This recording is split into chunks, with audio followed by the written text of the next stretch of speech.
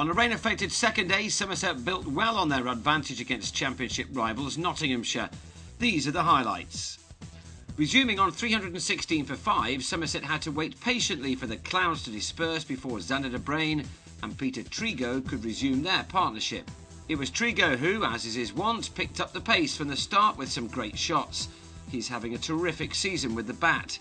De Brain had been far more patient during his innings, which had begun with his side in a spot of bother at 172 for 4, but that total had reached 361 by the time he was the sixth man out. A fourth wicket for Ryan Sidebottom. De Brain had contributed with a score of 74. It didn't take Trigo too long to reach his 50, done with a front-arm jab through mid-wicket. With time lost in the game, both Trigo and Alphonso Thomas wanted to try to get on with things against a good Notts attack.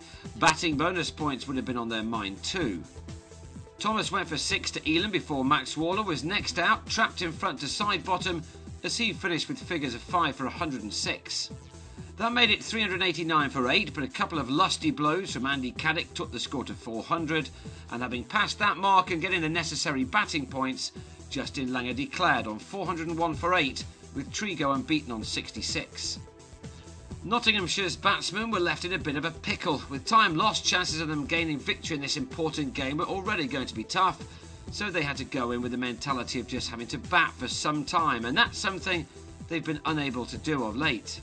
And after Scott Newman had hit a couple of fours, Matt Wood was out after scoring only 9 against his former teammates, Caddick taking the wicket and Arul Sapire a catch to warm his hands.